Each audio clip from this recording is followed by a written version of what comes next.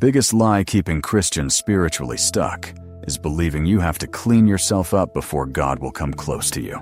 Think about that for a second. You mess up, you feel guilty, and the first thing you do is pull away. You tell yourself, I'll pray later once I've gotten my act together.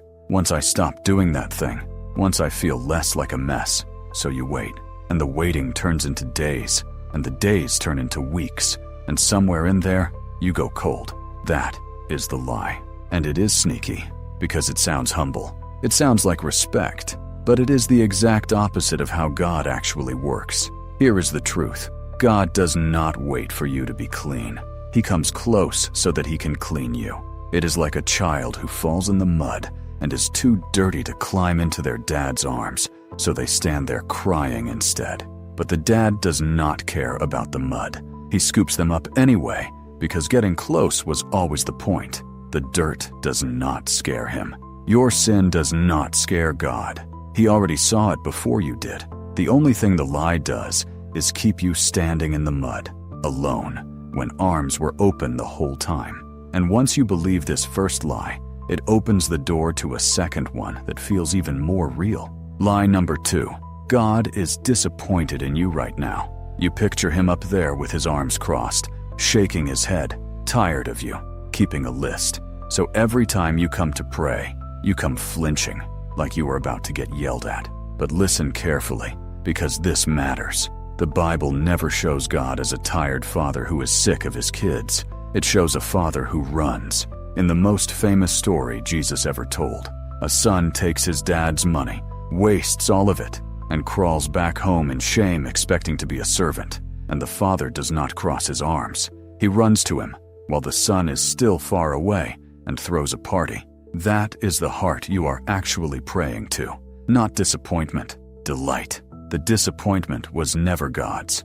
It was yours, projected onto him. Now here is where it gets interesting, because the third lie attacks you on a totally different side.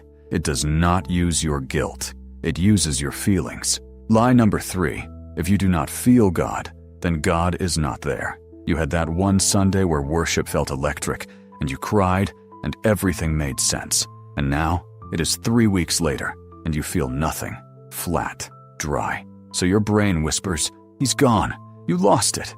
Maybe he was never really there. But feelings are weather, not the sky. The sky does not disappear because clouds rolled in. Some of the strongest people in the Bible felt completely abandoned and still kept showing up. King David wrote whole songs screaming, "Where are you, God?" And those very same songs are how we know God was right there with him the entire time. Dryness is not absence. Sometimes dryness is where the deepest roots grow, because that is when you learn to follow God, because he is true, not because he makes you feel good. The feeling was a gift. It was never the foundation. And speaking of foundations, the fourth lie might be the one you are leaning on right this minute, without even knowing it. Lie number 4, the harder you try, the holier you become. This one is dangerous, because it almost looks like faith. You read more, you pray longer, you make rules, you white-knuckle your way toward being a better Christian, and for a while it works. You feel proud, then you slip, and the whole tower collapses, and you feel worse than when you started, because trying harder was never the engine. Here is the picture that changes everything. A branch does not strain and grunt to grow grapes. It does not wake up at 5 in the morning to try harder at being a branch. It just stays connected to the vine, and the life flows through it, and the fruit comes on its own. Jesus said exactly that. Stay connected to me, and you will bear fruit. Apart from me, you can do nothing. Your job was never to squeeze out holiness by force. Your job is to stay close and let the life flow. The trying you have been doing is exhausting you, because you turned a relationship into a workout. Now the fifth lie is one almost nobody admits out loud, but it quietly poisons more Christians than any sermon could fix. Lie number 5. Everyone else has it figured out, and you are the only one struggling. You look around on Sunday, and everyone is smiling, hands raised, looking so sure. And you think, what is wrong with me? Why am I the only one faking it? But here is the thing that lie does not want you to know. The person next to you with their hands raised is fighting a battle you cannot see. The worship leader doubts. The pastor gets scared. The grandma who has prayed for 60 years still has questions. You are comparing your messy insides to everyone else's polished outside. And that is a game you can never win. Faith was never meant to be done as a performance for the people around you.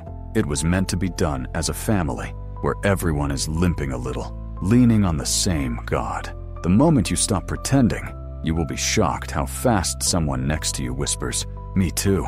And that brings us to the last lie. This one is the most important on the whole list because almost every single Christian falls into it, and almost no one notices while it is happening. It does not feel like a lie at all. It feels like being a good Christian. Lie number 6. Doing things for God is the same as being close to God. This is the trap that catches the most committed people. You serve, you volunteer, you show up, you give, you stay busy in church work, and it all looks beautiful from the outside. But somewhere along the way, the activity quietly replaced the friendship. You got so busy working for Him that you stopped actually talking to Him.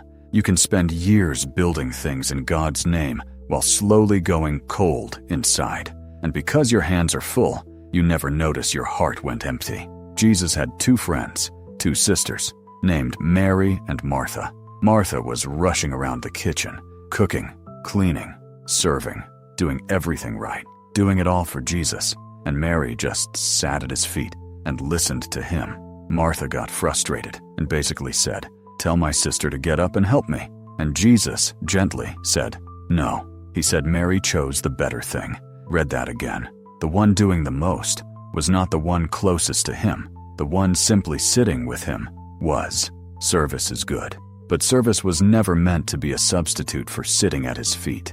The day your work for God replaces your time with God is the day you start drying up, even while everyone claps for how faithful you look. So let us pull all 6 of these lies back together, because once you see them lined up, the pattern hiding underneath is impossible to unsee. Lie 1 told you to clean yourself up before coming. Lie 2 told you He is disappointed. Lie 3 told you He left because you stopped feeling Him. Lie 4 told you to try harder.